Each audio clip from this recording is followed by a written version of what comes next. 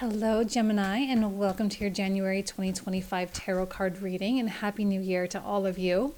So really quick, if you're interested in booking a session with me, you are welcome to do so. I'm going to put the link in the description box in the comment thread down below.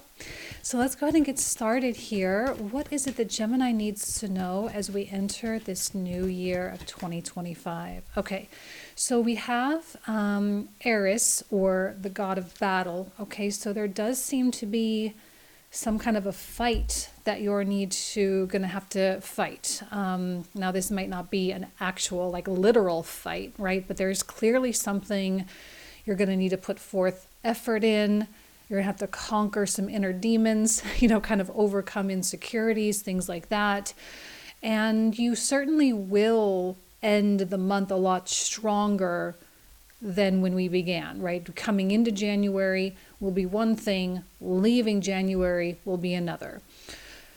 I feel like maybe there are some adversarial things coming your way. Now, it does not necessarily have to be people, okay? It could be some kind of a circumstance or some kind of unforeseen shift in the plan where you just have to contend with it, right? And of course, Gemini being Mercury ruled, plus having Jupiter in your sign, there's a lot of versatility going on there. So while you may have these confrontations, I don't know that you're necessarily going to go head to head with things, but rather you're going to, use more strategy and good ideas and brainstorming to kind of circumvent the issues and find solutions without having to exert, well, I'm not going to say not exert effort, because I think you will have to exert effort, but it doesn't have to feel like you're fighting against yourself, okay? I feel like this battle energy is certainly going to be more productive. It's going to kind of push that line further down the road. And I think you'll be pleased with how the end of the month, how things really are at the end of the month. Okay, we have this beautiful card that says you are good enough. Perhaps maybe there is something with believing in yourself and believing that you can, believing you can have it, believing you can go there, believing you can be that person. Possibly this is a month where you have to just say, I'm not going to let my inner demons win. I'm just not going to. I'm not going to let those voices, supersede the truth or the reality of my divinity. This is not a time to dampen or to hide. This is a time rather to shine and to step out of the box and to exhibit bravery. And this is probably something quiet, most likely something quiet that you do for yourself, that probably not a lot of other people can necessarily perceive. It's kind of like there's an inner strength that is building that really only you can feel. And based on how you act, how you converse with people, how you negotiate, how you navigate, and the outcomes and the results that you receive based on those actions, people then will look and say, oh, wow, Gemini, maybe you have really changed, right? Maybe you have really changed. If you're finding yourself in an adversarial situation with people, okay, because of that card there, I want you to pay attention to how much you are engaging with that and whether or not it's necessary. Because if it's not necessary to engage with the adversaries, maybe it's because you're fighting to prove something that doesn't need to be proven, right? So this sense of inner worth, it has to come from the inside. It does not come from external validation. So remember that.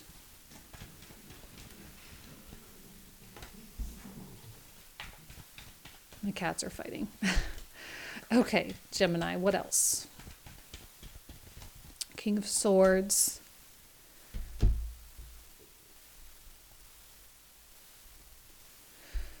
Okay. So it does feel like there are two people involved in this story. Gemini, this is clearly you.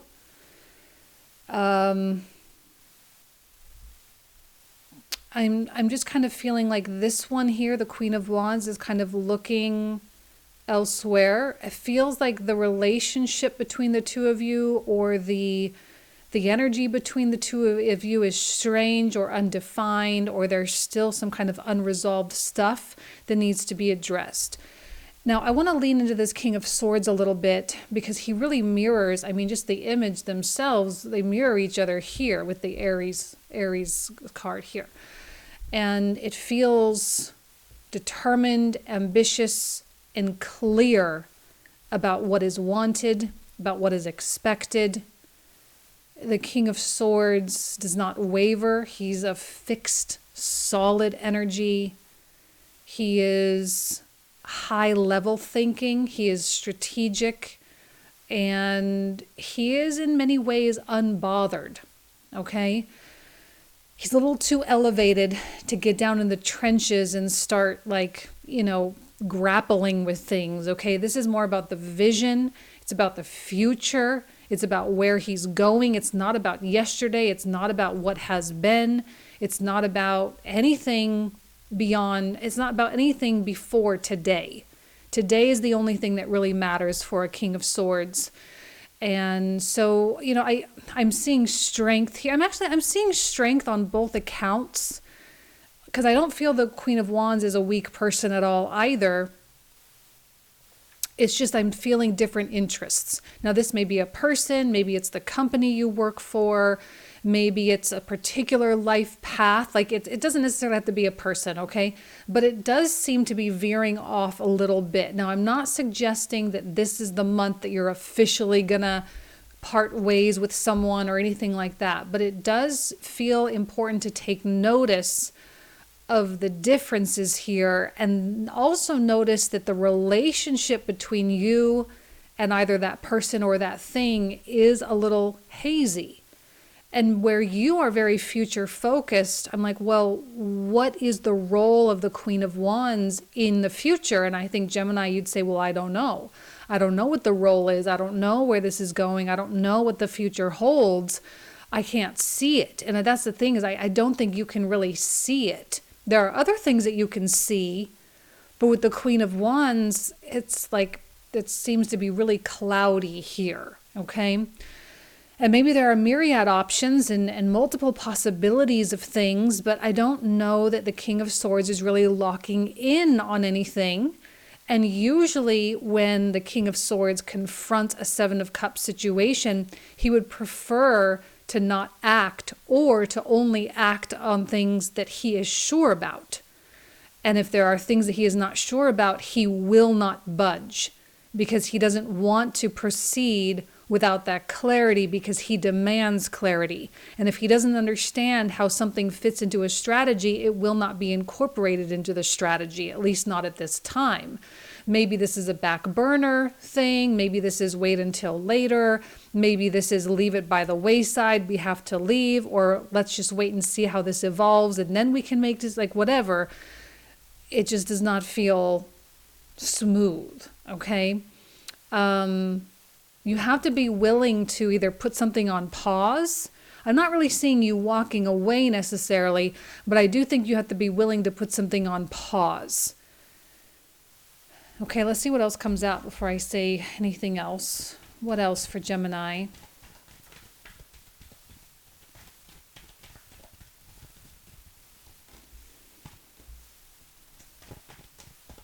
Okay. It does seem... Okay, now this feels a little contradictory to the Aries card.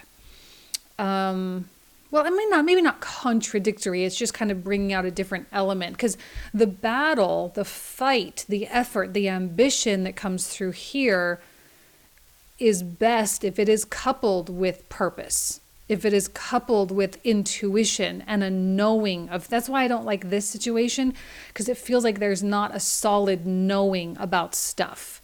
And if there are questions regarding the Queen of Wands, you're better off right now maybe exploring other options. You're better off learning more, getting curious, talking to people, connecting with new people, and kind of opening up your world or expanding your reality a little bit. I'm wondering if there's just not a little too much narrow energy here. It's a little too exclusive, and I don't know that that's the best strategy for Gemini. I think being more inclusive is going to be better given Jupiter in your sign.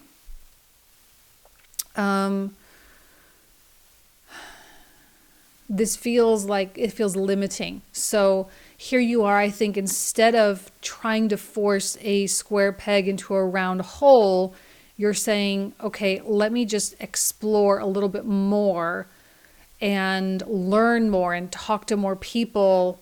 Let me develop a skill. Let me do X, Y, or Z, because then it's going to, at least then there's still something productive, and I'll feel more confident with my path forward, especially if I can support the strategy or the ambition that I have. The High Priestess, of course, is a deep knowing or a deep intuition. There's a lot of, now with the North Node, just so you guys know, the nodes are switching signs this month. So the North Node comes into Pisces, the South Node moves into Virgo. Pisces sits in your 10th house. So there's a lot of public stuff that comes through there. So your reputation, your career path, your contribution to humanity kind of happens there.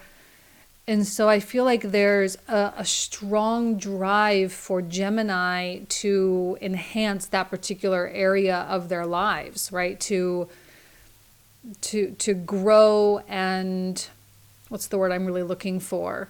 To integrate themselves more significantly into an industry or into their communities or something like that, or into a new world. And I'm wondering if maybe this isn't indicative of a little bit of an old world. And that's why you're like, I don't really know how this fits. I don't know, again, I don't see you taking any major action with this necessarily until you have more information, or until there's a conversation that is had, at least with the Two of Cups. Now, we like the Two of Cups because it does signify a meeting of the minds and a meeting of the hearts. There can be really deep conversations that go on here, meaningful, a lot of exposure, a lot of vulnerability. Sometimes there are romantic connections that can form. Maybe there's like an employment contract that comes into place. And maybe this is actually what's needed in order to make a decision about this. So it feels like in the beginning of the month, you might be trying to force something through here, but it's like you just can't. And then later in the month, probably after the nodes transition, probably around like the 13th, 14th, 15th of the month, so like middle of the month, this is probably when this happens. Two of Cups. And then this will give context to this and help you there. So you might have to circle back to whatever this is. Again, I'm not really seeing solid decisions yet, but I think you're getting closer. This is going to help. Don't be afraid to ask questions. Don't be afraid to expose your fears and the things that are kind of holding you back. I think this is a great month for you to be kind of in your higher state of awareness. I mean, it's always good to be there. Sometimes I think it's more important than others. I think the reason why it's important now is because you don't want to get caught up in a situation where you're either settling or you are sacrificing some kind of a dream in order to keep someone or something else content, which isn't really what you want. And that might be because, well, you don't think you can deserve it. You don't think you can have it or something like that. So you have to keep this in mind. You're good enough. You're talented enough. You're smart enough. You're sociable enough. You're all those things enough that you don't have to settle. You don't have to turn your back on all the possibilities just to stay comfortable or just to appease someone else. The King of Swords would never do that anyway, and I don't think Aries would ever do that anyway. So, there has to be an air of, I guess, selfishness at this point. Not in a bad way, not bad selfishness, not greed, but I guess maybe more self-centric decisions. which of course we know that for the betterment of your family and your communities, you have to get yourself to a better place too. So the Two of Cups does seem important because it might bring clarity, it might bring closure, it might bring opportunity that kind of helps you to navigate and implement your strategy a little bit more seamlessly. See, there's the movement there. There's really not a lot of movement through Capricorn season, but once we hit Aquarius season, then we'll start to see that movement. Six of Swords is peaceful. It's not tumultuous. It's calm. It might be a little bit rocky as we come into Aquarius season because the sun is going to come into that conjunction with Pluto. And there's often like what I would call a baptismal quality that goes on there. The cleansing, the stripping away of things can be tumultuous, but it's all for the sake of a better, smoother path ahead. And I'm wondering if by this time you do, because I am seeing multiple people in this boat. So again, I'm not saying that this isn't something you're officially going to walk away from. In fact, I kind of feel like by the end of the month, you'll figure out how to integrate this. But again, I've repeated myself 27 times. I'm sorry, I'm not meaning to, but it's because of this conversation. Okay, you're going to have to talk. You're going to have to communicate so that you know that everyone is on the same page. Six of Swords, often there's a maturing that happens here. So you might have to kind of step up a few notches. Maybe you take the lead. Maybe you're the one in control of something. And then with the Two of Coins, clearly there's a lot on your plate. Clearly there's a lot of juggling. There's a lot of back and forth. There's a lot of busyness. But you're going to have to consciously prioritize and make sure that you're not overloading or overburdening yourself with too many tasks and too many obligations, and you're spreading yourself too thin. Because again, the King of Swords, he's not about spreading himself thin. He's a lot more focused, and he does have this higher level strategy, and that's what he's focusing on. This is what I mean, like it kind of feels like he's trying to make that fit into the strategy, but once he figures it out, then that's when real decisions can start to be made, and you can start saying, okay, this has to go and this can stay, and that goes and this stays, and you can start sorting everything appropriately to better suit the needs of the strategy itself. This is not always an easy process because you may have to put yourself in a situation where you disappoint someone. You have to say no to people. You have to turn people away. You have to decline, or you have to renege on your original contracts. People don't always like that, but I think in your best... I just wanted to point out how blue this reading is. We have a lot of blue color, and I mean, just look at it. Like every card has blue. So I'm like, well, there is a truth here. Okay, you're operating only in a truth. There is no denial. There is no lying to yourself or anything like that. So, I do think you're honoring yourself very well. You are. And you may need to put yourself in a position where you're not necessarily liked by people, but I think that's okay. That's a part of the Aries energy, And then we have this beautiful Judgment card, which does feel like an epiphany. Feels like coming up out of the haze, which was established here with the Seven of Cups. So this is what I mean. We come into January in one way, and then we leave January in a completely different way. This is more enlightened. This is more on track, more clear, more confident. I would say more of everything. To me, this is a real transcendent card. So it's kind of like the Chariot, where there's a clear separation between where we've been and where we're going, and we've kind of bridged that gap at that point. We've kind of graduated, and we're receiving a lot of information about how to proceed from this point. I don't like the confusion, and I don't think you do either, with the King of Swords. I really don't think you like that confusion at all. I think that bothers you a lot because it it forces you to kind of just wait. And I don't think you actually want to wait. You have this battle energy. I think you're ready to go, but it's like, it's just not quite right. It's not quite right. The people aren't quite right. The timing's not quite right. The money's not quite right. Like something just is not there. So this is that moment. It kind of feels like the green flag of like, okay, now you can go. Green light straight ahead at this point. So the way we finish January, which will be like kind of the middle of Aquarius season. Of course, the sun will be in your ninth house at that point. And maybe that's why, right? This is eighth house energy, Capricorn season, eighth house. Not a big fan of the eighth house. There's a lot of little intricate things that have to come through there. There's a lot of change that happens there. There's a lot of death, rebirth that happens there as well, as we know. So once we hit the ninth house and the sun has officially moved over Pluto in Aquarius, that's when we're going to start to feel the freedom energy a lot stronger. Okay?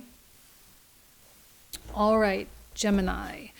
We're going to pull out the clarifiers. All right, so we're going to talk for about 25 to 30 minutes about all these additional cards. I'm going to open up each and every card, see what more information we can gather. So about 27 more cards. So we're going to have like a whole second reading. So if you want to join, you are more than welcome. The link will be for the comprehensive reading is in the description box and the pinned comment thread down below. So we would love to have you if you feel like joining. So let's see what comes through with the King of Swords. What else does Gemini need to know about the King of Swords here?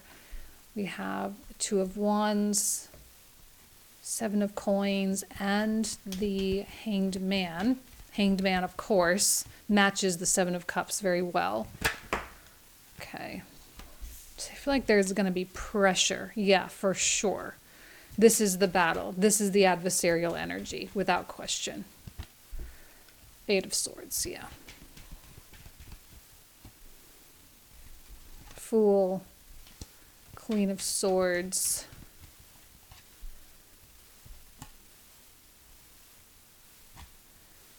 Okay.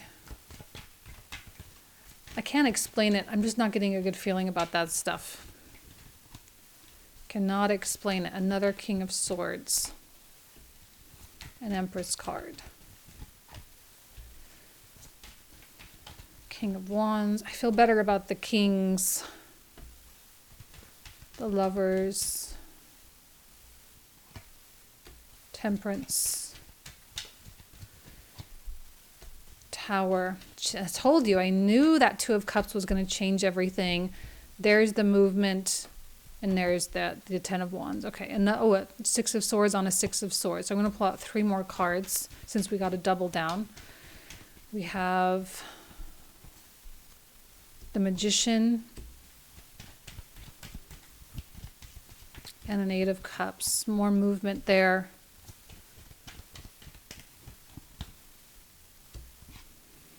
I feel like this is the sun coming into Aquarius and coming conjunct Pluto.